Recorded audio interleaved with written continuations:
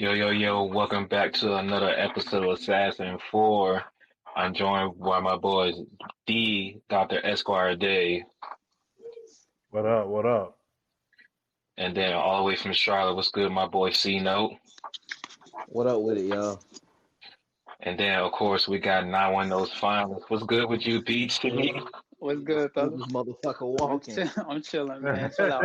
Our other bros are going to be joining us shortly, man. But, man, we're going to get things started. First and foremost, we coming off another crazy weekend of football. But let's just go ahead and get this out the way. College football finale between Ohio State and Notre Dame. I mean, y'all know how I feel about both of these teams. It is what it is. Ohio State won. Notre Dame was getting work the majority of that game. Then they kind of made it a close game in the fourth quarter. But at that point, it just seems like it was too late. It didn't matter. Jeremiah, wide receiver from Iowa State, hit him with a dagger with that 56-yard play. I don't know how you lead this man on the island. This man is not a normal freshman. Honestly, if he was able to go to the draft, he'd probably be a top 10 pick if he could go. Look, man, it is what it is. Ohio State won, Notre Dame lost. It's been a pretty bad weekend for, everybody has that for the culture team or for the culture player, coach, whatever. And the culture got slapped this weekend for the most part, man. But, yeah, all thing I can say is the master player walked away with a championship ring, and because of Ohio State, Maryland got some money from this championship game. Outside of that, it was just, fellas, y'all thoughts on the game, anything that stood out to y'all? I mean, it was honestly background noise. I was watching Unrivaled for half of that game, to be honest with y'all. Facts. Hey, I saw it first. I ain't going to take up too much time. The only reason I wasn't going for Notre Dame is because of the whole Brian Kelly LSU situation, bro. Like, I know if Notre Dame would have won, they would have been on this nigga head, you feel me? Pause. But yeah, they would have been like, you see what we know, Brian Kelly can't win the big game with Notre Dame. I'm gonna tell you the truth. Brian Kelly took y'all the same place Marcus Freeman took y'all to a national championship game. He took y'all there twice and got beaten by a better team. Mm-hmm. That's what happened. Notre Dame got there. Their schedule was pretty easy, but they beat some solid teams to get there. But when it's all on the line in the championship game, Notre Dame's gonna be Notre Dame. They don't have the players to win the big game in the national championship. And let's be real, bro. Like, if Georgia would have, I'm not saying Carson Beck like that, but he's a solid quarterback. If Georgia would have had Carson Beck, Notre Dame wouldn't have been there. Georgia would have got them boys at the paint. You know what I'm saying? They just couldn't score. They were stopping them on defense. They just couldn't score on offense. So I don't fuck with Ohio State either. You know what I'm saying? I fuck them niggas too. But I needed Notre Dame to lose that game only because of my LSU agenda. You feel me? That's all. I understand. I understand. Sometimes you just gotta go against the squad when an agenda's on the line, man. Look, man, I completely understand. Freeman, though, man. I fuck with Marcus Freeman. He's a good coach, bro. He gonna have them boys back in the playoff next year. So, yeah. I mean, the game started off. It was cool. I mean, Notre Dame scored first, and you thought you got the sense that it might be something, and then Ohio State scored 30 straight points. So I mean, I thought it got real, boy. Real quick. That's what I said, bro. Like, Notre Dame gonna get there, but the other team got too much talent for them. No lie. It was like Ohio State gave up that first touchdown. They was like, "Oh, word! All right, hold up, real quick, dog." They leaned up on that chair. Like, hold up, real quick, dog. Legit spotted in 7 points, man. And then I respect the comeback too. They cut it down to 8. But that third down play, I'm like, okay, is Notre Dame really about to get off the field and force a punt? BT, you said something about this last night too. 1-on-1 with no safety help.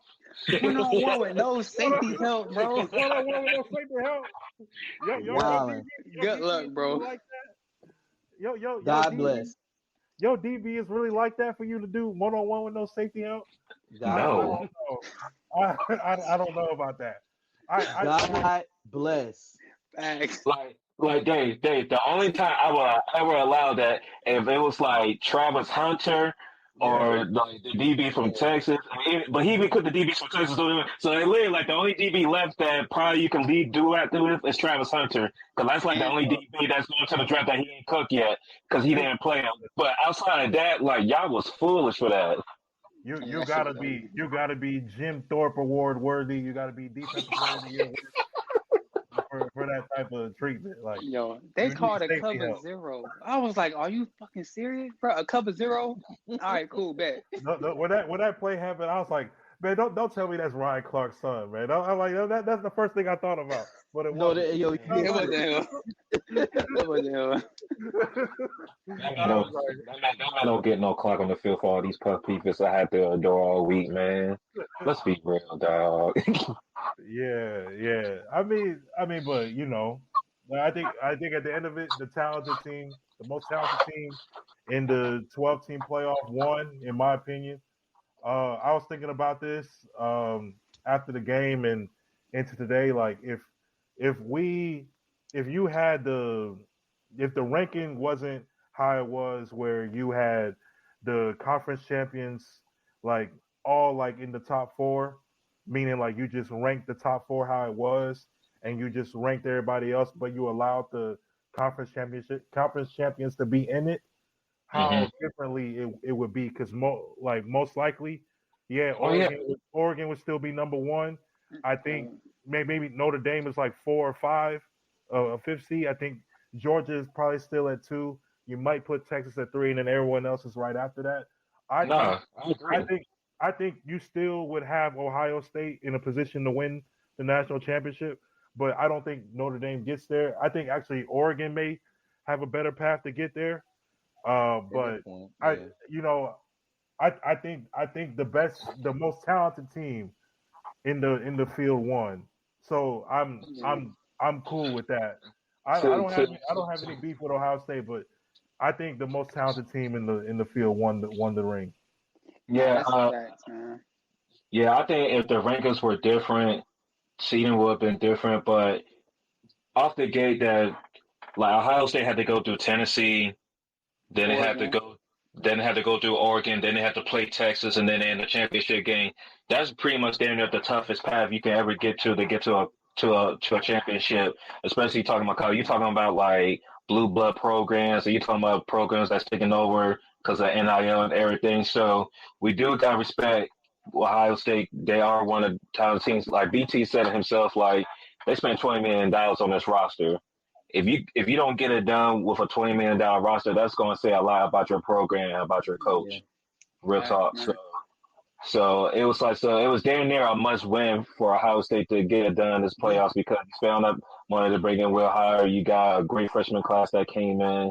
You got that Deanne Sawyer and everything. Like you got playmakers on all different levels all over that roster. So it was like between them, Oregon, I think those are two teams you can look at and be like, hey, with the money you spending, you damn near have to win this college football playoffs, because if it's paid for play, your boosters got to see results. And it's funny how Ohio State was the first team to win the first college football playoffs when it was 4 teams, and now they're the team that wins the first 12 college football teams. It's still fuck them niggas. It's like it's whatever.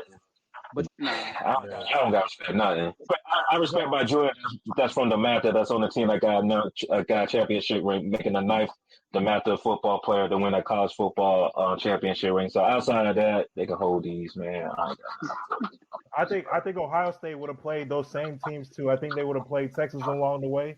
They would have played probably Oregon. That Ohio State Oregon probably would have been the national championship game. Yeah, you know. I think you know. If it would have been how I think it would have been, like Ohio State would have played Arizona State first, or I think maybe Clemson or Arizona State, and then they would have played maybe Texas after that. Yeah, and then it would have somehow led to Oregon at the end. And you know what's wild about the whole situation, bro? About the whole playoff season, bro? The number 1 seed and your prize was Ohio State for your first game. Yeah. Like, how crazy is that, son? It's crazy work. But it's not my problem, though. Not my problem either. I don't care about that. But I'm just there, bro. Like, you number 1 seed undefeated in your first game is Ohio State. That's how when it came to those like automatic bids and seeing the conference champions 1 through 4 and everything, it just was so weird because Mm. first of all, it was like, all right, like ACC, SMU, and Clemson. When Clemson won, so you got those two teams. They not in the top 4 or whatever. Okay, cool. But then you put a team like at Boise State at like 4 or some crazy shit like that. It's like, come on, man. Yeah. All right, Like, wherever they was at. It's like the final rankings had them at 12, and I don't think they really that good. But because of automatic bids out of being outside of a Power Five conference, they had to be. They was the best team, so they got in. But putting them at 3 and putting Arizona State at 4 was just so egregious to like all the teams that was under them because you just off eye test alone, like between them two and Indiana, you just know those teams didn't look like they was a top 10 team at all. But because of how they was doing the rankings this year, and that's why we kind of saw a lot of like bad football game matchups and everything. It's because the seeding was so reckless. It just didn't make any sense. and those But two teams, Boise State and Indiana, were 8 and 9 when you just look at the rankings instead of the playoff rankings, like the actual yeah, like AP top 25, like they're 8 and 9. So they would have played. They like Boise State Yeah, should they have should have been played each playing in other. the first round anyway. You Against know, mhm, against somebody like that. whether they would have got a yeah, home game or not, they should have been playing in the first round. Same thing with yeah. Arizona State. But I mean, I hope that's something that they change for next year. I feel like that's an easy fix to change for next year. We'll see if that changes or not. But yeah, it just skewed up everything because like all the top 4 seeds lost in In that our first round, game, in our and it first game, shouldn't have been that way. Hmm. I think Georgia probably would have lost anyway because Carson Beck wasn't going to play. Um, but I don't know. I feel like they would have been playing. I don't think they would have been playing Notre Dame. They probably would have been playing maybe Tennessee or something like that. So I don't know. We'll see. We'll see. We'll see if that changes anything. Like if they change the rankings or anything next year. But I feel like the best team won it all. yeah. See, any thoughts? I know you just got on the pod, man. Any thoughts about this championship game last night before we get off this topic once and for all? Once and for all. Changing how they see the teams is not going to be as easy as it seems because it has to be unanimous vote from the, I guess like the ADs or whoever's on the committee. It has to be unanimous vote. So if there's Hmm. like one dissenting vote, they can't pass that. So in theory, it should be easy, but it's not, especially when you're dealing with these commissioners, ADs. They all have egos and agendas.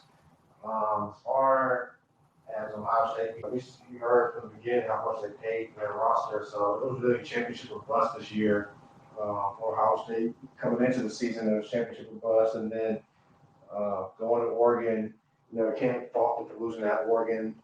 Tough place to play. The Michigan game, I still don't understand that, but because we have a 12-team playoff, you can have 2 losses and still have a chance to win the championship. But in a way, the 12-team playoff kind of waters down the regular season because in past years, that Ohio State Michigan game would cost Ohio State a shot at the title. In general, there was no buzz around this game. There was no hype about this game, and some of it could be the matchup, but honestly, and I've seen people say it, and I agree. The further that college football strays away from New Year's Day or around New Year's Day being the end of their season, this is going to happen because Yeah, traditionally, college football ends like first week of January, right after New Year's Day, and then move on to the NFL playoffs. But now they're kind of moving into the NFL playoff Almost the season, end of January. and yeah, almost the end of January, and like most people are getting ready for the Super Bowl at this point, and then like conference playing basketball and stuff. So it took away some of the hype around the game. I know it wasn't the like best matchup on paper because these are like Ohio State has like explosive plays and athletes, but Notre Dame's more of a grinded out type of team. We knew that once they got down, they got part-time cover. I mean, they tried, but Notre Dame, honestly, on paper, Ohio State should have beat them by 14 points at least, but they let the foot gas a little bit. But it's going to be interesting going to next season because Ohio State's going to be most people's top two. Texas is most people's top two. Then you got the usual suspects, and Ohio State and Texas play off the bat week 1. And you got other big matchups. You got LSU, Clemson, Miami, Notre Dame, Alabama, Florida State off the bat, and some other game matchups. So we're gonna find out who's the top team in the country early on next season very quickly. So that's pretty much my thoughts on it. Just to sum it up real quick. And T, I thought about this while you was speaking, and let's say we live in a world where Notre Dame won this game, right? They're an independent school, and they're pretty much going to be racking in all that money for winning the championship game, which is like 20 mil, right? If they would have won this game, is this like one of those linchpin moves where you can see college football changing forever and seeing a lot more schools try to be like a Notre Dame and just be independent? Because we know because of the rules, since they're not in the conference, they can't go no higher than 5 because they can't win a conference championship. But if you're confident in the team knowing that you can win 3 games, if you can at least get, a good higher seed and get a good matchup, then it's worth the risk of not being in a conference because you can play who you want to. You can dictate your schedule and you sprinkle in some good competitive games, win those, and then play who else you want after that. Then, you find yourself in the path Notre Dame was where everybody is fighting for seedings and people getting knocked out of the playoffs because of conference championships and tournaments and stuff like that. Like you just saying pretty because you're good money getting into these playoffs. Like, can you see where college football just gets into a place where it's going to be more like teams like Notre Dame that just want to be independent football wise and just racking all the money they can for themselves? I can't see that happening just because how are they going to negotiate their TV deal? See, Notre Dame has brand power. I know that they haven't really been a powerhouse as far as national championships, but you look at their history, their tradition. They're one of the few schools that can go to any network and negotiate their own TV deal. Most schools can't do that. Okay. Most schools don't have that type of ability to negotiate their own TV contract. That's how the schools make revenue. I mean, logistically, yeah, I could see them because you don't have to play the conference championship game, but most of these teams need to be a conference just for the infrastructure and the revenue sharing aspect of it.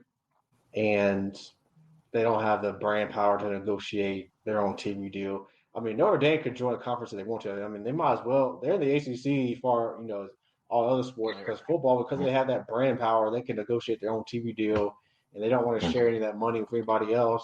So they kind of have a little bit more leverage than most schools would have in that situation. So I don't think it would be possible for many schools to do that. Okay. All right, cool. Well, as everyone knows, there's been a whole bunch of players in the transfer portal and everything, new coaches and all that. We're going to get into that later on, most likely in the summer when it's getting a little bit closer because, as you know, in this era of college football, that person might be in Alabama today, and 2 weeks he at Penn State. So I'm not going to dictate or predict anything with anything with these rosters until we get damn near to August and we get to like a week before the actual season starts because anything can happen at this point. Whatever the bread says, money talks. All right, but with that, let's talk about this NFL weekend, fellas. Can we talk about it? Can we talk about it? Man. The floor is yours, bro.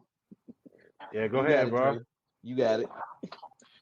All I want to say to all my Washington fans, born in the late 80s, born in the early 90s, that victory on Saturday was for us, man. That was the biggest victory we ever had in our lifetime, and everybody knows that.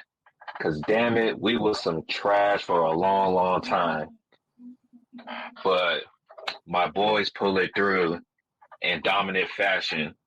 And it's still like something that I'm kind of process to this day, but Jaden Daniels a cold boy, man. Jaden Daniels cold. BT, we appreciate LSU for developing this brother because that man's been playing like the best QB in these playoffs so far, and he's only doing this as a rookie, man. But before we get into the X's and O's, I just gotta talk to a couple of these players over on Detroit side.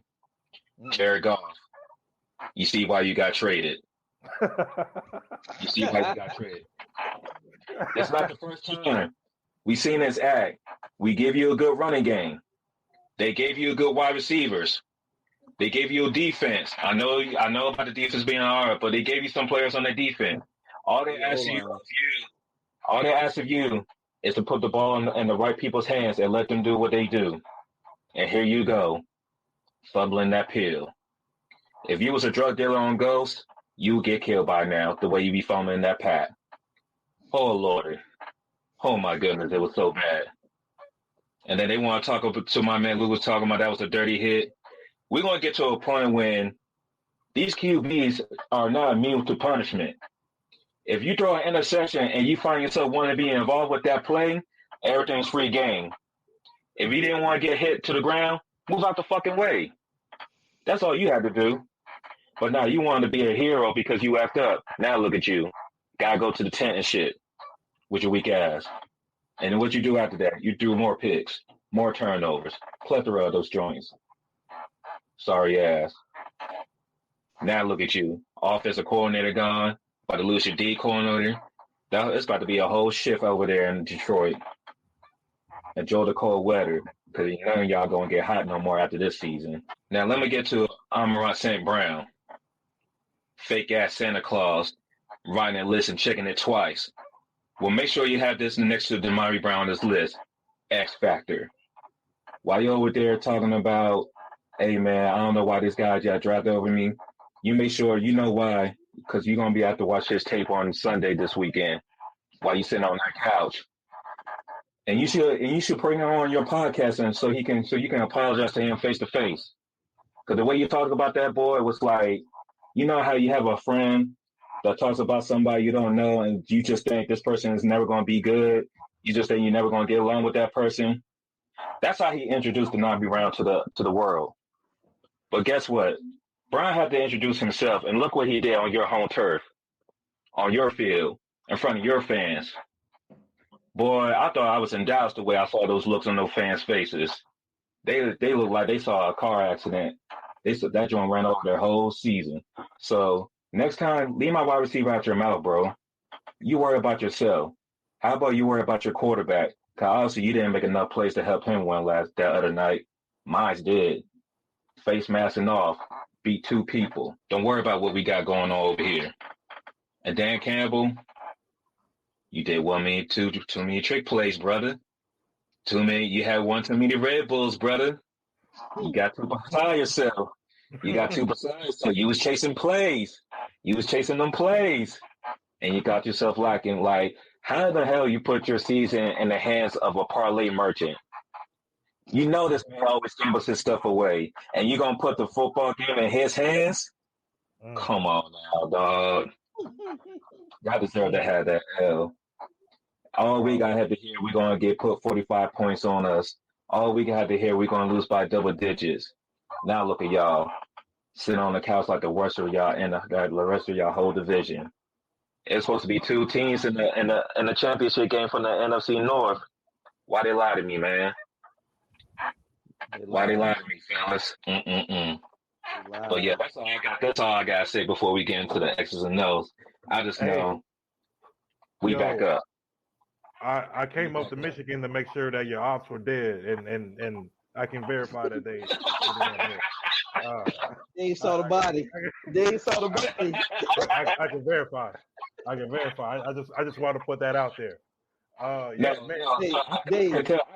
I can tell that city's shell shocked. I know that city is so shell shocked right now. Hey Dre, y'all had him out there looking like Mufasa. Oh, yo, shit. Hey, bro. Hey, you have to make sure they didn't pass the Pride lands. Make sure they didn't pass Pride Rock. Dad, get up. Get up. Hey, yo, Relax. hey, come on. Hey, come on. Hey. Oh man. Long live the king. I wish I could even say that, but they was never kings or nothing. They get a 15-win season and they get beside themselves. Now look at y'all. Got people playing Madden, putting 103 on us on Madden. They hurt. You know when somebody does that, they hurt. They hurt. Man, there were so many things wrong with that performance, man. Like one, Jared Goff was trying to make throws that a game changer would make, but he's a game manager.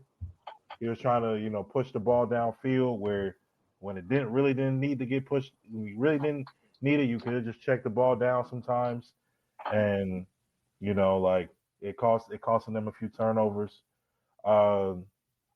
I think Jameson Williams is a freaky ass nigga, man. I think after one of them touchdowns that he scored, he was humping the turf or whatever. I don't understand that. Freaky ass niggas got to stay their ass inside. I'll keep saying that. Corey, I know you probably gonna get offended if I say this, man, but they could have got a better halftime performer. I love Jello. I promise you, I love Jello. I promise you, I love Jello, bro. Jello I be swerving Ben in that corner. Whoa. But please, you could have got Eminem. We know you could have got Eminem and Big Sean. You could have got Babyface Ray. You could have got T Grizzly. You could have got some other Detroit. Could have got my dog Icewear Bizzo. You know what I'm saying? Yeah, okay, Icewear Bizzo. Yeah, Icewear Come on, Bizzo. man. I knew there was some other folks out from Detroit. You could have got them, but I'm not hating. I'm just pointing it out there. But they could have Sada, baby.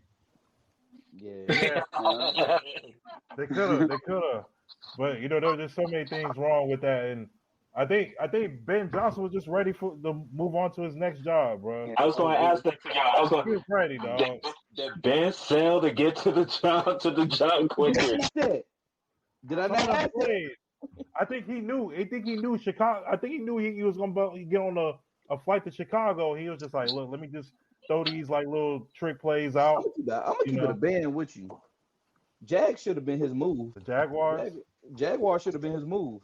I mean, he made that move because that was the team that had a head coach vacancy that had the best quarterbacks, and so that's why he did that. I mean, and until I see them fix the O-line, I'm standing on it. That's always their issue. Yeah, I said the same thing last year. I said the same thing last year. They never addressed the O-line. Until they address that damn O-line, I don't want to hear shit about the Chicago Bears.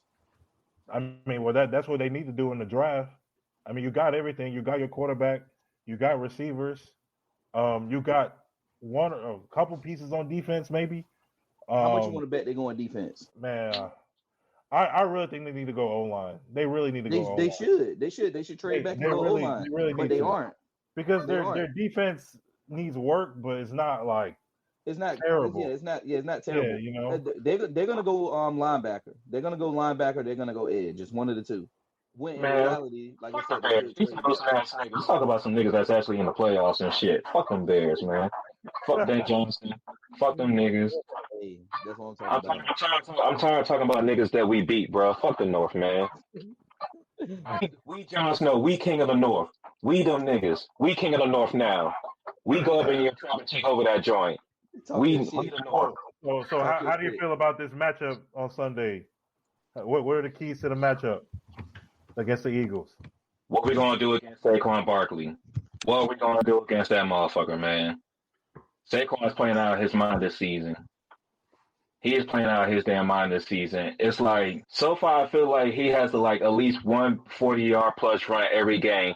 They don't always probably go for a touchdown, but it's like there's always a chance on a drive where he can bust a big play open because of the offensive line or because of his skill set that he can juke a player out of the way and then he's just going down the field. Like, if you want to talk about a complete back, Saquon's one-on-ones, man. So So it sounded like to me he's due for a bad game. It's like I feel like this, and when we played them, I understand Jalen Hurts was hurt and everything, but we pretty much had to sell out on the run game and force them to pass it because we know that if we was allowed them to keep running, we was not going to get the ball back with enough time and win that game, and they was going to put more points on the board. So that was pretty much the plan, the first game and that second game. So we pretty much got to do the same thing, but also the matchup is we still waiting for Lattimore to show up for real. Yeah. He's been playing better, but he's not playing at. I don't want to need like all pro. I just need a pro bowler type Lattimore. You feel me? Like this is the reason why we brought you in. It's still for these matchups against Amon-Ra St. Brown, against AJ Brown, against Mike Evans, and Mike Evans torched you. The passing game was still getting crazy on us in Detroit. So if there was a game for Lattimore to kind of see if he's finally getting on the right side of being healthy, I understand he has a hamstring injury, and that might be a reason why he slowed down than usual this year. But if there was a game for him to like play his best, it's really this upcoming Sunday. So what we going? Because I think our offense, because the way Jay Daniels is so poised, I just feel like our offense is going to be able to put points up regardless. This is a tougher defense than what we have to face in Detroit because you got Jalen Carter, monster. They drafted well with Cooper DeJean and Mitchell. I know Mitchell got injured last week too as well, so we'll see how that goes. But they got pass rushers, they got D linemen, they got DBs back there. So Philly, they feeling kind of confident too. And, you know how I feel when it's an NFC East game. You're bound to see some crazy shit when two NFC East teams play. Now having two NFC East teams play for a chance to get to the Super Bowl, you're liable to probably see one of the craziest games of your life. I ain't gonna hold y'all. So, but like I said last week when it was fuck Detroit, it's fuck Philadelphia right now. Y'all know what it is. No offense to the homies that are Eagles fans, but it is what it is. I'm trying to get to this trophy, man. Why not us? Why not? Fuck it. Let's get it. Respect that. Respect.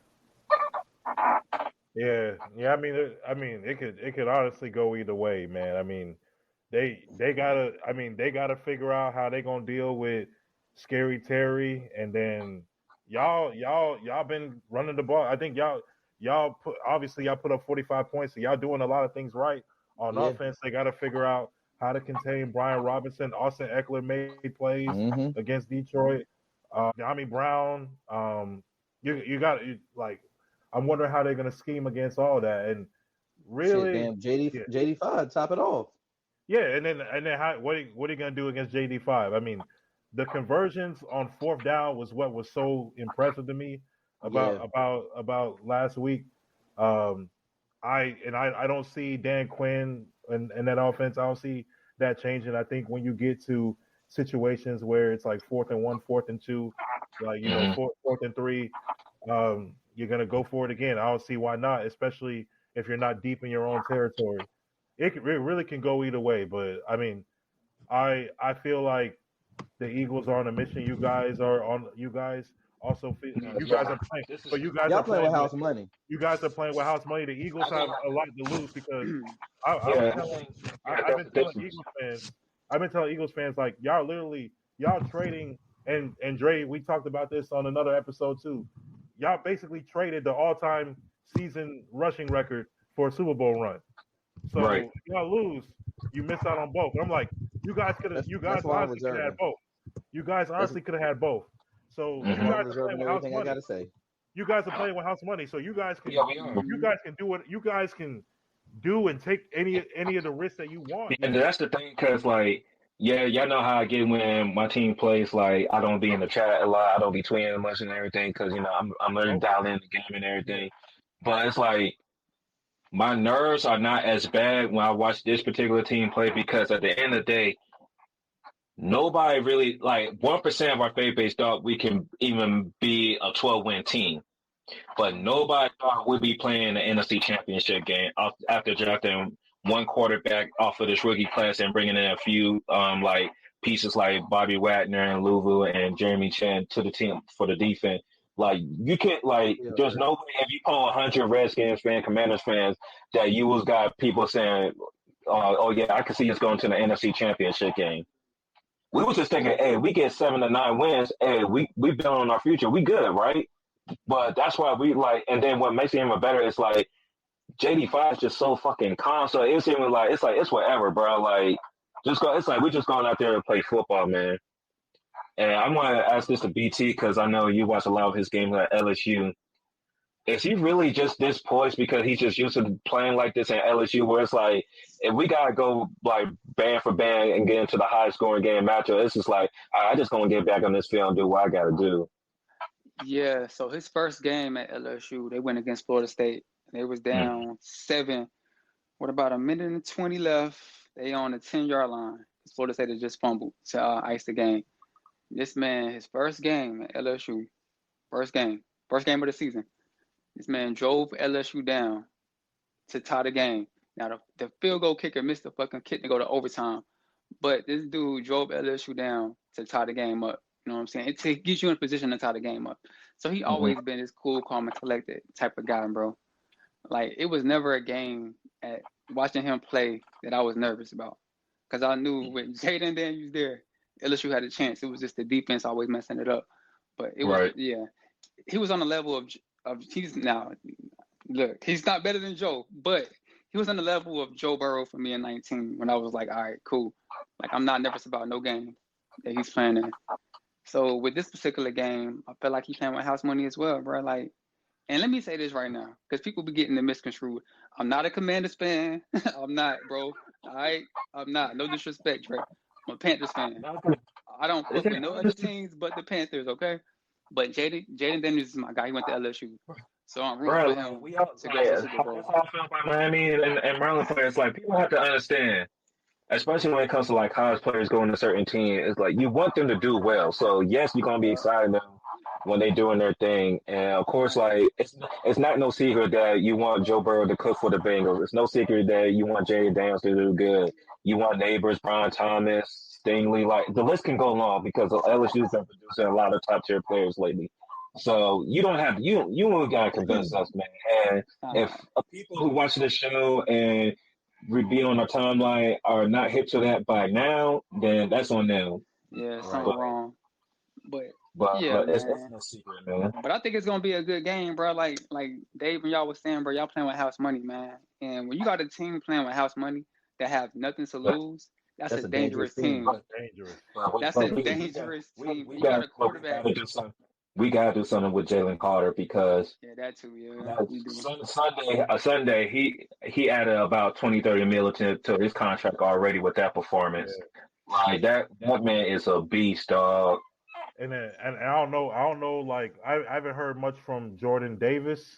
I think the D tackle. But he does his thing too. Like he be on the line. He be on the line for special teams for the kids, and then they sub him on the D line too. That's just a big boy, man. Like the Philadelphia Bulldogs definitely are putting their mark on this team, man. It's like about like 5 of them ass over there, man. It is. Yeah, it's gonna be fire though. I mean, and like to the point of just to follow up on Jaden Daniels. I mean, before he transferred to LSU, he was playing big games at Arizona State. He was going to toe. He actually beat Herbert at Oregon. Yeah. His freshman year. He's been playing with like top wide receivers too. He played with Brandon Ayuk at Arizona State. Then he went and played with Malik Neighbors at LSU. Now he's playing with Scary Terry. So he's kind of been here before. So that kind of explains a lot of like his poise and why things don't really rattle him too much. And even when they were up by like 17, he just kind of like he was just cool. Like it kind of felt like you couldn't really tell like if Washington was up or not. So it's gonna be a hell of a game though, man. Yeah, and the thing with Jaden, bro, like he's not 21. Like the nigga is 23. You know what I'm saying? He's not like a young quarterback. Like the nigga is not mature. You know what I'm saying? So he's used to this, man. Don't nothing rattle him. So people gotta understand that too. And I think that was the most thing that sold me on him, especially in the draft, was the amount of starts that he had in college. He had like 50 starts in college, and in today's game that's rare. Like you don't really know players that have about 25, 30 starts in 3 years before they even get drafted. So for him to have that game experience coming into the NFL, I think that was very, very important. So yeah, but as much as it is good on this end on 495, it's not looking good for 495 North, man. Damn. These goddamn Ravens, man. Cancun Andrews. Wow, man. Yo. Wow. That's wicked, bro. Just so wild, bro. Because he's a good tight end, dog. AT, you know what that game remind me of, man? And I know all y'all probably feel this way, but you know what the end of that game remind me of? The series finale of Winning Time. That shit hurt me just like that, man. Damn, bro. That shit hurt me just like that, man. Bro. Nah, that's tough, bro. That shit hurt me just like that, man. I was like, ain't no way, bro. Ain't no way, fam. Ain't no way. But look, man, I'm always going to be a supporter of Lamar Jackson, but I'm tired of this version of the Ravens folding when it matters, dog.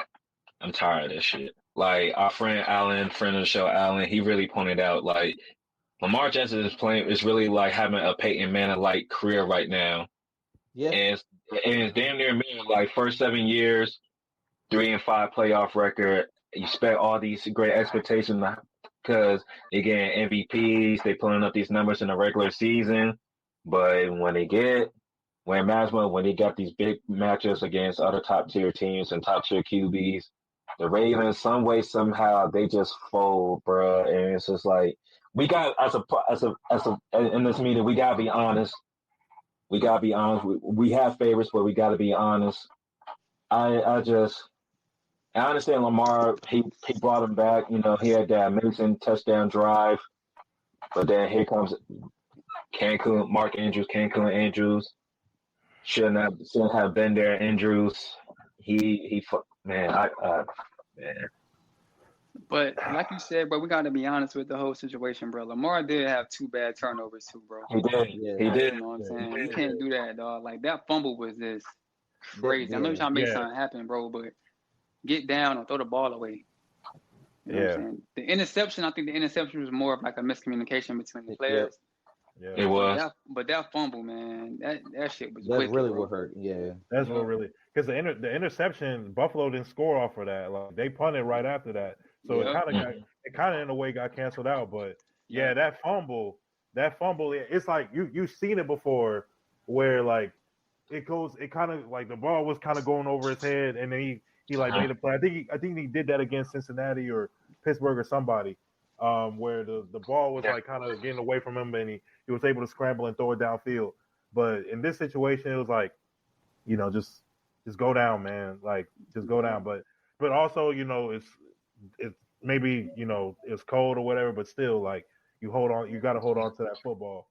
Because T alluded to this in the chat, folks. Like, and I know we really didn't talk about the Rams' performance tonight, but he pretty much alluded to the Rams pretty much lost because it just got crazy snow in Philly, and the Rams are just not a team built to play in the snow, especially when it's snowing during the game. They're not coming into the game with like the gear they needed for a snow game, so they were just following the rock at the opportune times in that second half, and that's kind of the same thing. I know Baltimore is used to cold weather too, but they just wasn't ready for Buffalo because Buffalo used to it, and when we have a snow game, you gotta hold on to that rock, man. You gotta hold on to that pill. That's just important, man. And I think Baltimore had opportunities. I mean, like they did. They were down 5. They were driving. Mark Andrews catches the ball. Someone, I don't know, I forgot who it was on Buffalo that punched it out for the fumble. But they had an opportunity there. Okay, cool. You get a stop. Even before all that, you're down 8, it's 21-13. You score a touchdown. I think there's still like 14 minutes left in the game. Yeah. Why not kick the extra point? You're only down 1. Like, to me, I mean, I get like going for 2 and just immediately like being tied. Like, why not just kick the extra point? At the end of the day, it kind of comes down to a coaching awareness. In this particular game, me personally, I can see why he went for 2 because it's like. Yeah. You know, we're dealing with the Bills. It's Josh Allen. You know, at any point that offense can get rolling. Me personally, I just would kick it and make it 21-20 because regardless, at that point, it's still going to be a field goal game at this point in time. until they score another touchdown. Right. And I think that was just like a coaching awareness situation because I just would have kicked the extra point just because it's still a one possession game. It still could come down to a team nail a field goal, and I just need to be close to where a field goal can win me the game or tie or at least win me the game at that point. But I do understand why he went for 2, but it wasn't a so and so shootout going on in this game. If it was like Commanders and Lions, yeah, I'm going for the 2 because this is a shootout. Like, we need to get as many points as we can. But in this particular game, I just would have got my extra point and relied on my defense that was playing well this game. And I say that because since that, because they went into halftime down 11, and you score a field goal and a touchdown, so you have all the momentum. So why not just not go for it? Why not just okay? Like, if we don't really need to go for 2 right here, let's just kick that. I'm just in the mindset of I don't want to go for 2 until I really need to go for 2. Yeah, and that's not even really like trusting your defense to get you the ball back type shit. That's just common sense at that particular point. Like, just kick the You literally have a whole quarter left. You literally have a whole quarter left. You know. And then, but like when you go for 2, bro, like what's up with that play call? You got Derrick Henry at the 2. I was about to get into that. Come on, bro. Who was it that dropped that shit in the chat and it showed like 3 separate times where? Oh, that was Harbaugh, me. Yeah, Harbaugh called that same play, and it's never worked on either time he's called that play. Yeah, that's some crazy work right there, man. So I think a lot of this is coaching. I mean, Mark Andrews is the obvious person to blame because of the fumble and the drop pass, but I think coaching had a lot to do with it. Obviously, like Lamar's fumble, man. Yeah, it is frustrating. It is frustrating for Baltimore. My thing with Lamar is you look at Jaden Daniels, look at Joe Burrow, and look at Patrick Mahomes. Like, for right now, you look at those guys, you can't tell like what they're feeling and what they're thinking when they're on the sideline or winning the game because they just have that even kill presence that they don't really show their hand of like how they feeling internally, like what's going on. Like Josh Allen, Lamar, and some of these other QB, you can see like how they feeling and how they going through the game. Like Lamar has to find that inner peace where I think Cam brought it up on First Take this week. He's like, Lamar got to get to a point where it's like, I know I could do so much, but sometimes less is more. Like we gotta rely more on Derrick. We brought Derrick Henry here for a reason. And I'm having a good game with Bateman because Zay Flowers not a game, but I'm having a good game with Bateman. I'm having a good game with Likely. Like, use these pieces to help you so you don't feel like you got the whole world in short. I think that's what Lamar's problem is right now. He knows the noise what's going on, and then he knows the agenda that's going against him about him not winning the big playoff games, not going to a Super Bowl appearance yet with all these MVPs. So I know he hears this noise. So he has to dial it back and find his inner center piece where it's like when he can go out there, he can still produce the same way like he has been in the regular season and carry that over into the postseason. Yeah. Yeah, but I feel like even like if you take the turnovers away, I felt like Lamar, was very decisive at times with what he wanted to do with the football. I think like when he was going through his reads, he was able to, be able to be able to just run for it instead of trying to force something. I think he was a lot more decisive than what I saw last year in the conference championship game. He just needs to, just stay with that. But but there's also that point of leaving on that fumble. Like I'm trying to do too much. I think that's something that was in his head where it's like, okay, like I gotta like try to make a play. But they were running the ball. How many yards did Baltimore have? Like they had over 100 yards rushing, right? So. But I mean, so you could do more, but also like there were some things that I don't know. It was self-inflicted. Lamar had no control over too. It was self-inflicted wounds. I mean, also if you think about this as well, like if they don't go for that 2-point conversion that they missed at the beginning, if you scored this touchdown at the end, you're just tying the game to go into OT. And the worst thing that happens is Justin Tucker misses the extra point. You know, exactly. and that's nothing you can do about that. And then still, okay, even if it's a tie game, there's still a minute and a half left. What if Josh Allen goes and kicks a field goal to win the game? Okay, like what you did your part. We haven't, you know. So it'll still be unfortunate, but you know, you did what you could. Wounds. That's all that was. I mean, the common thing with all four of these games over the weekend was the team that pretty much won the turnover battle pretty much ended up winning the game. Yep. The Eagles didn't have any turnovers. Washington didn't have any turnovers. Buffalo didn't have any turnovers. Kansas City didn't have any turnovers and everything like that. So like, all right, look at these stats real quick. I'm going to read these stats. So total yards, Baltimore had 416. Buffalo had 273. First downs. Total yards, 416 to 273. Yep.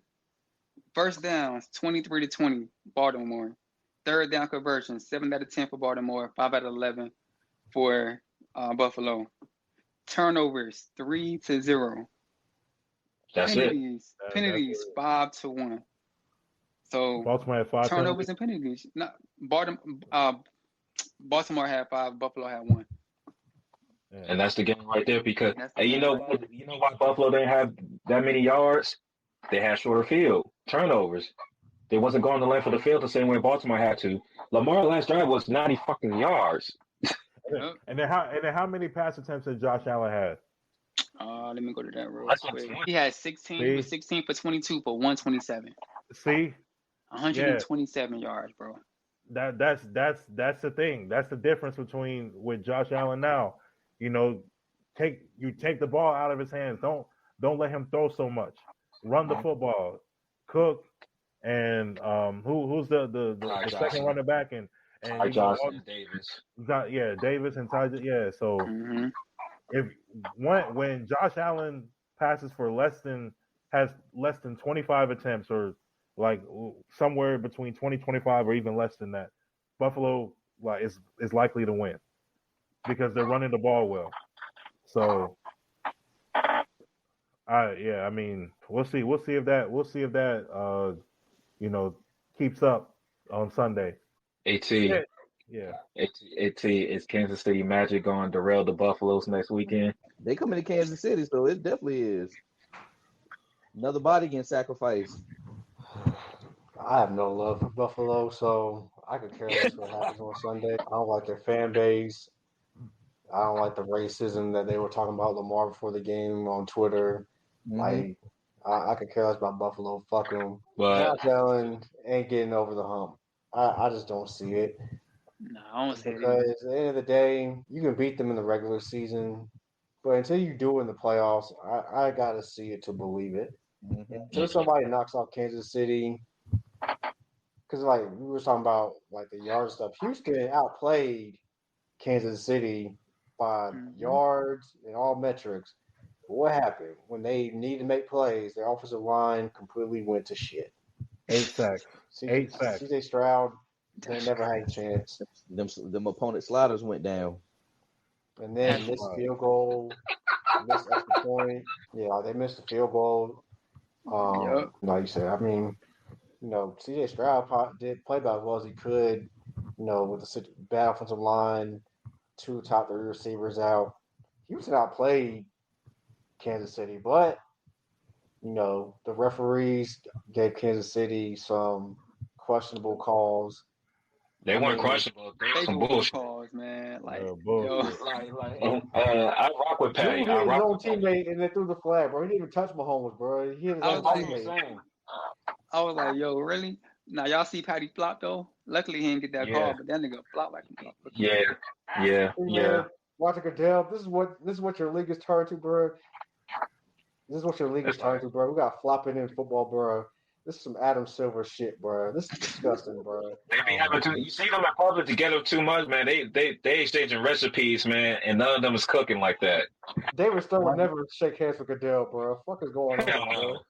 Roger Goodell getting the Philadelphia 76ers to stay in Philly. That shit's still funny to me. What the hell Silver and Goodell got going on, bro? Man, you're. You got to bet on who can ruin the league the fastest, bro. But again to your point, T. We gotta stop all this protection with these QBs, man. Because between what I saw in that game and our game, look, I understand the QB. They could get injured from a blindside hit and everything.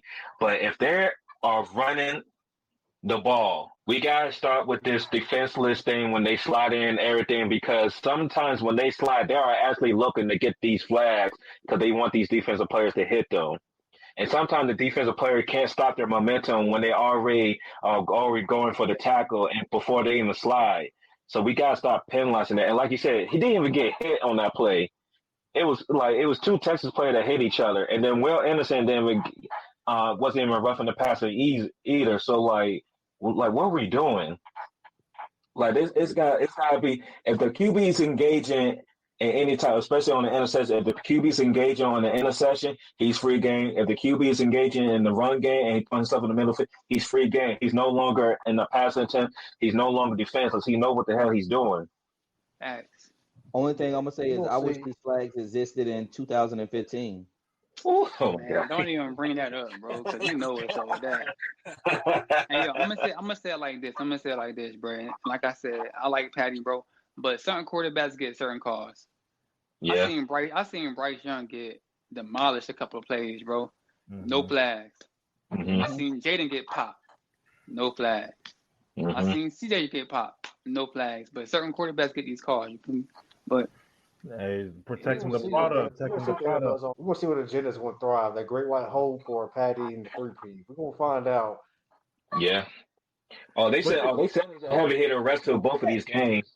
Patty in the better story.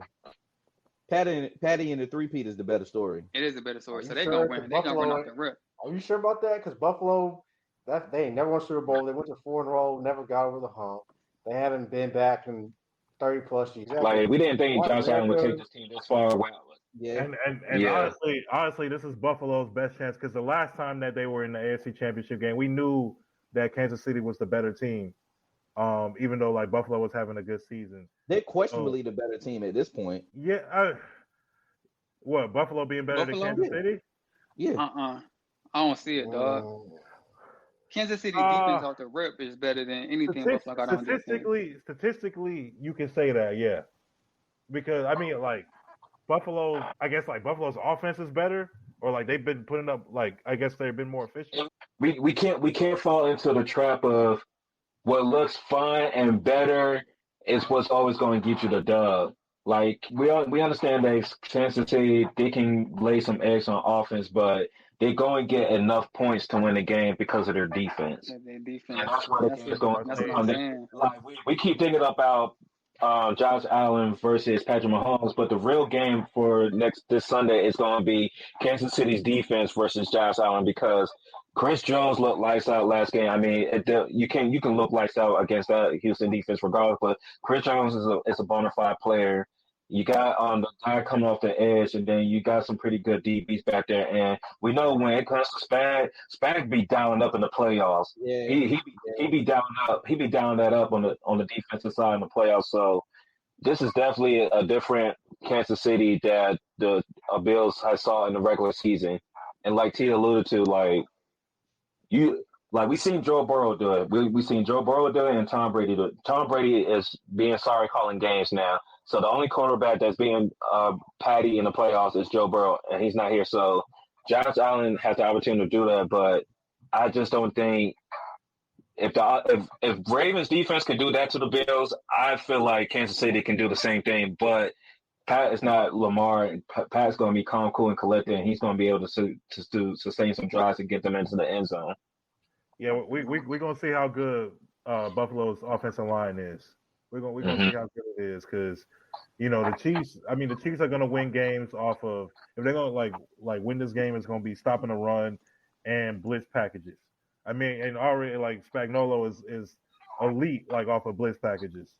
So that's going to be what what gets the Chiefs again to the Super Bowl. Yeah, I don't surrender to my ops, man. I'm rooting for Buffalo. I don't give a damn. I don't give a damn about any racism. There's racism all across the world. Like I don't give a fuck. I don't like Kansas City at all, dog. They got on my last nerve. I'm betting on black, man. I'm betting on black. I feel it. I feel it, man.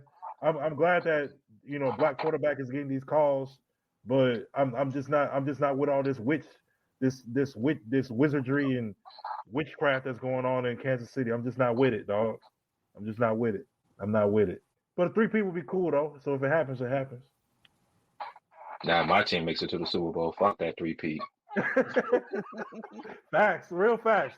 Nah, watch it gets to the Super Bowl. Fuck all for DC. When we get to the Super Bowl, I'm gonna be the biggest Patty hater for 2 weeks, bro. All those things I say go by Patty, bro. I'm gonna be the anti-Dre that y'all never seen before, dog. I swear to God, I'm gonna find out so much dirt on this man. I'm gonna start a smear campaign, dog. You would think he was running for president the way I'm gonna smear this man on this next episode, dog, on everything. But man, like so I get to that point. But first things first, we gotta take care of business. Patty gotta take care of business. First things first. First things first. Yeah, we're not gonna get too ahead of ourselves. But if Washington finds their way to get a championship, I think my work is almost done to DMV because a lot of these teams got chips while being in the area. So my work will almost be. They say he the lucky charm, man. my work in providing the sauce will be almost done, man. It'll take some time for the Wizards and DC United. I'm not fucking with that. I'm not fucking with that. If you know, you know. But yeah, man, it'll be dope to see the Commanders get it all. But obviously, you got the Eagles to take care of first. Yeah, man. Let's see. We already talked about Ben Johnson going to the Bears. I mean, it makes sense. He knows the division. He can scheme. He might be able to unlock Caleb Williams. I don't think he's a bad quarterback. I just think he had a bad situation last year. But like Corey said, I saw the light. Like Corey said, it don't matter until you fix that O-line. So we see what the Bears do in free agency and the draft to see if they address that because the trenches are important. So yeah, man, I think both games are going to be lights out, just like it was like the last couple of years when it came to these conference championship games. Like I think we've been really fortunate enough to be seeing some good football on Championship Sunday. So I think we're in for another good Sunday, fellas. Yeah, facts. Yeah, what I love about it is the fact that we're seeing teams who are familiar with one another. So you're gonna see it's going like how Dre said earlier. It's some lights out, heavy hitting games right here. That's what it's like it's actually going to be like some tension and disdain between both of these games because it's like you said, familiar opponents. You got two division opponents going for it. It's like it's going to be a crazy Sunday. I'm looking forward to it. Because we all know about Kansas City and Buffalo, but really Buffalo is probably still reeling and still upset because of the whole DeMar Hamlin thing. Because you remember. If it wasn't for that whole situation happening and then them canceling the game, they would have been the number. I think they would have been the number 1 overall seed. It would have been Cincinnati because because Cincinnati was beating the shit out of them until that incident happened. So true. Because Cincinnati just beat Kansas City earlier that year. Yeah, that's what I'm saying. Like Burrow and them handled Kansas City earlier that season, and then they was dog walking the Buffalo Bills that game. So if things would have just held out, Cincinnati would have had the number 1 seed, and everything would have had to go through the Bengals. So that whole little incident, like Cincinnati really got screwed, and Kansas City was the one that came out on top because of that situation. Devil magic. Yeah, I can't root for that, dog. Like, I just can't go for that, bro. Like, I just what can't you say? Go for it, ABC, right? ABC, anything but the Chiefs. Anybody can see easiest 1, 2, 3. Come on with it. Come on now. Come on, man. Like that's what I'm on. That's what I'm on. ABC. I ain't talking about the network either. So I don't have the book with me, so my bad. I'm tapped out. Speaking of ABC, before we get off of this episode, man, hey Corey, I need you to put your Wendy hat on real quick. because a trade just happened today with Utah. So I know you. But why? Why would they send 3 picks for a pick that's 6 years in the future? What is going on in Utah? That's why. Somebody getting their Sam Presti on. That's what's going on. No, man, listen. Man, Danny Ainge, he knows some shit that we don't know, man. I've been saying this shit for years. Danny Ainge ain't slick, they gonna man. get AJ, bro. They get AJ next year, bro. They get For AJ. sure. Yeah, for sure. I look, hey y'all, the Utah Jazz could be the 13 or 14 in the lottery. They are going to get that number 1 pick for AJ next year. It doesn't matter where they at in the lottery. They are getting AJ next season. I can already promise that. Silver rate low, man. I never see a player get green like this ever in my life, bro. They transfer him to play. The Jazz. Adam Silver selling out for the Jazz. Hey man, he trying to bring. Disgusting. He trying to bring the night. We seen Stern sell out for the Lakers. Like that makes sense. That makes sense. He trying to bring the wrong part of the '90s back. He trying to bring the wrong. See, he better send Giddy to damn Utah then. I don't know why Giddy's around anyway. So he got a weird case. Send the Raptors to Utah. Hey, they got plenty of them in Utah, bro. Oh shit! We're not gonna get into the religion. We're not gonna. Oh my god! Nah, I dare not go there, man. Speaking of, bro, it might have been a good thing that last week's episode didn't get out, bro. I said some stuff about y'all's favorite Canadian. The unleaked takes. All I'm gonna say is you're still a disgrace and a bitch, bro. That's all I'm gonna say, bro. No lie. I did say fuck a certain organization that when after I said that, I realized I don't want no smoke with this organization. So God be looking out, man. Like I'm a true rookie. Corey. It was some things said on this pod that I don't want to get out of pocket, but I'll leave. Y'all don't know how to act. Damn shame. Corey, Dre was wilding, son. Corey, listen, brother. We have an episode that is banned in multiple territories because of shit that you did. You are not escaping the allegations, brother. You never, yo.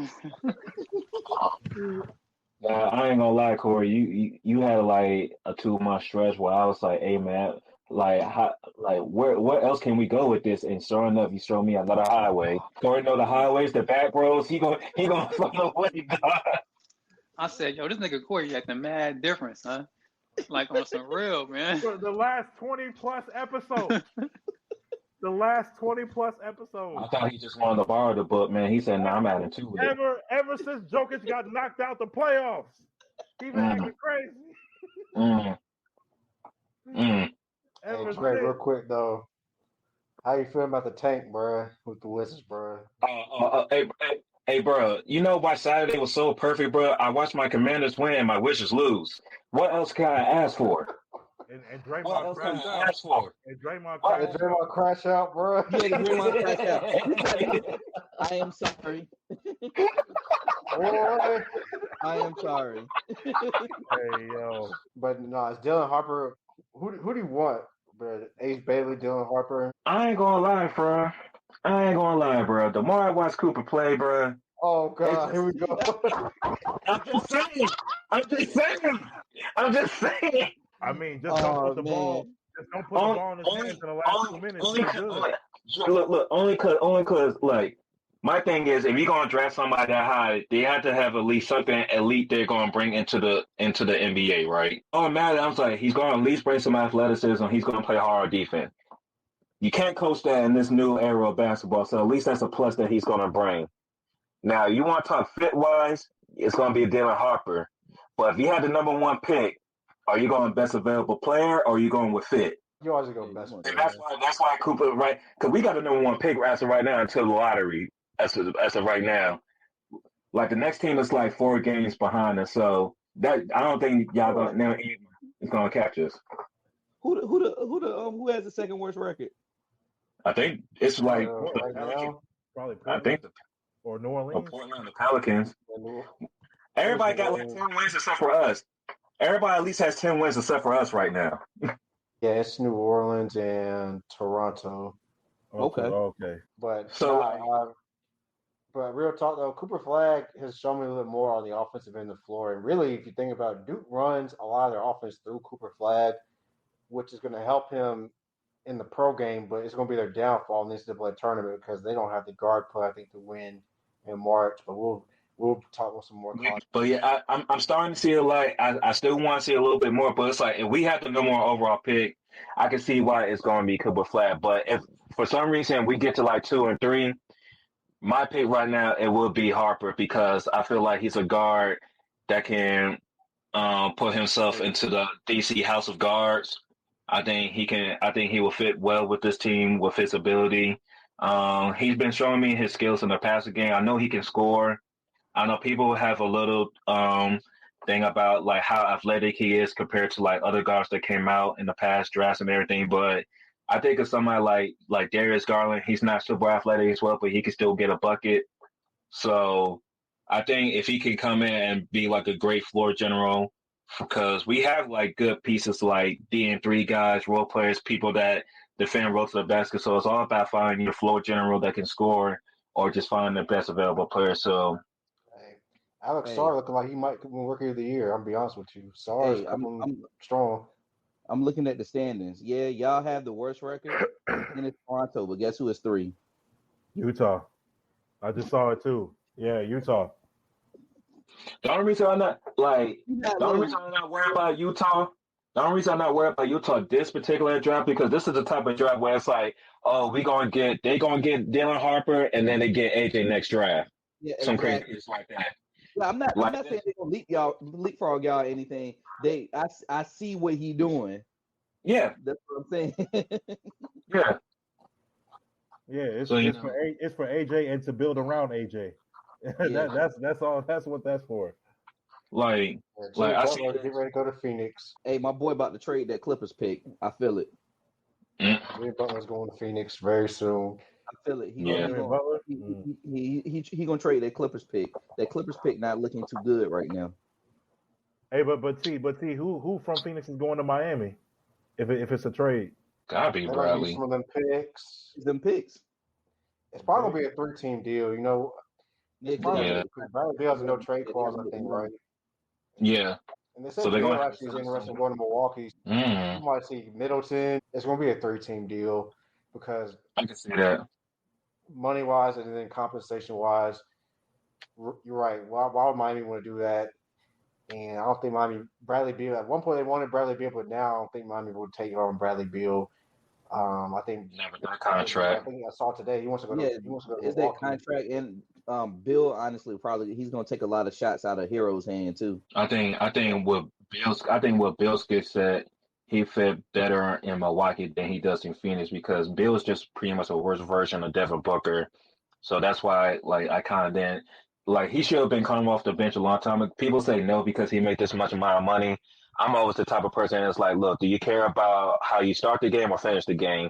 And Bill was really about buying all in and stuff like that. He would have came off bench because him and Booker on the floor with Bill not being that good of a defensive player himself, it just wasn't working, especially when you already got worried about lack of big man, and now you got a weak-ass defense on the perimeter. So I think he can get away with that playing in Milwaukee because you do have Giannis, and Dame's been playing better this season. He looks like he's in better shape. He's in better spirit. So Milwaukee's been making a turn so far this season after that rough start in the beginning. So I think, that is an interesting 3-team trade you put out there. So if that happens, y'all heard where y'all got it from first. Yeah, I'm just saying, bro, because, the trade deadline, February 15th, I believe.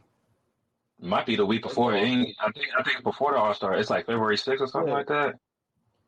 Oh, is that early? NBA thing. Yeah, it used to be after the All-Star break, but now they moved it like a week or two before it. The trade deadline is actually February 6th. You right, Dre? Yeah. Wow. That's a Tuesday, right? Yeah. So that's actually we actually about. Mm-hmm. Yeah, something going. Yeah, Utah's looking something, bro. They said Brooklyn wants 2 first-round picks for Cam Johnson. That's the market. what we been saying. That's the market. You traded 5 picks for Rudy Holberg, and then Mikal Bridges went for 5 first-round picks. So you already know, like, Cam Johnson's going to at least go for like 2 picks. Be lucky that it's not even 3, because teams can hold you for picks now, man. It's crazy. Sam Presti got him. That's what I'm saying. Like, when you're saying Cam Johnson to OKC, it makes sense because OKC do have the picks to just be like, F it. If you want some first-round picks, take them. Like, I got enough of it. It's like Corey. It's like it's like Loki, man. When they just got all the Infinity Stones in the drawer, bro. It's like, here you go, dog. Like, here you go, dog. If your broke ass needs some, here you go. we use these as paperweights. Exactly. But yeah, man. You know, once we get a little bit done with this football stuff, we're gonna get on our NBA talk. Q, he definitely said he wanted to get on the show to talk about some of these NBA topics we've been talking about. So, looking forward to having our friend back on the show, man. I've been seeing him grinding in Atlanta and everything. So yeah, y'all already know how we're gonna get down when we can really focus in on this hoop stuff. But it's been a lot of good NBA action. Hopefully, y'all enjoy real at the Maryland US versus USC women's college basketball game. If you get a chance, watch this Unrivaled League. It's new, it's hip. I think it's some good basketball. It get you familiarized with a lot of these WNBA stars. So I understand we still got some football, but there's some other sports that you can check out, man. Go ahead and do it. Keep up. If you got League Pass, keep up with some of these good games, man. It's a lot of good basketball playing right now.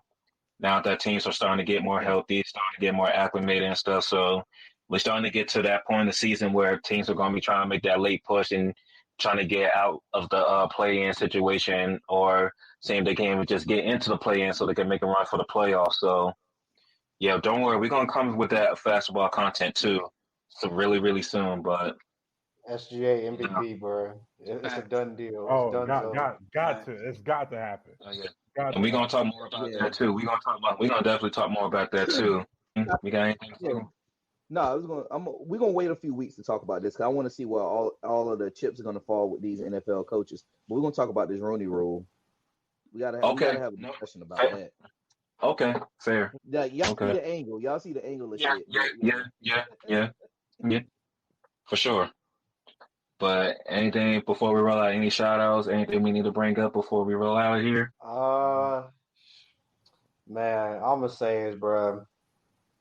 On this day, Hubert Davis, your ass is on this hot seat, my boy.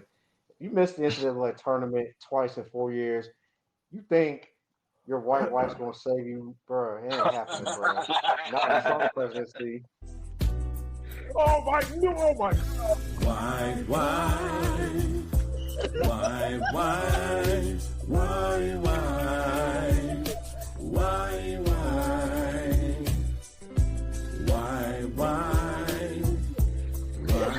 This is what I'm talking about, dog.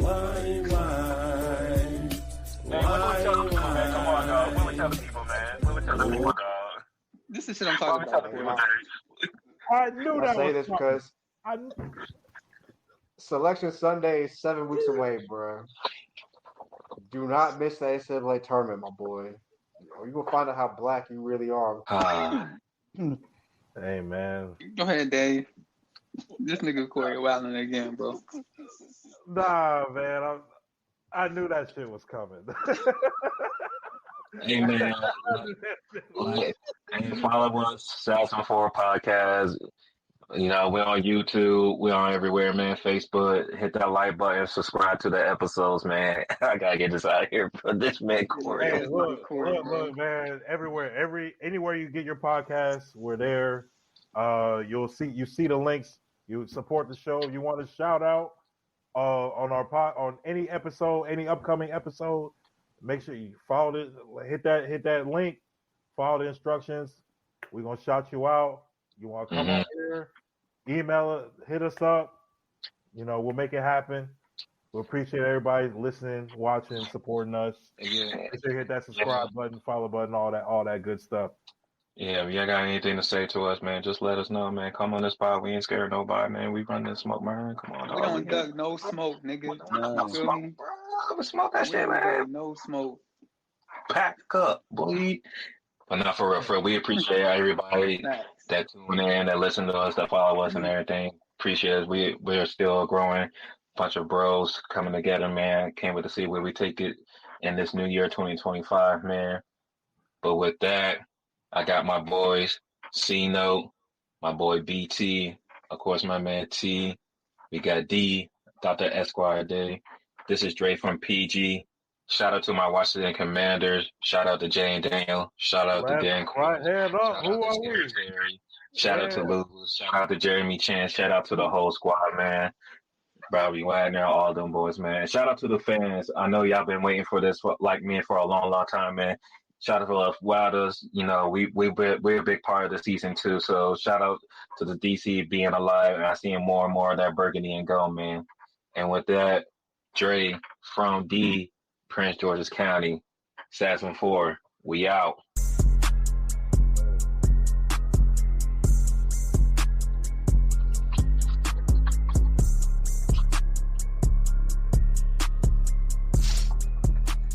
Right hand up. Who are we? The Commanders.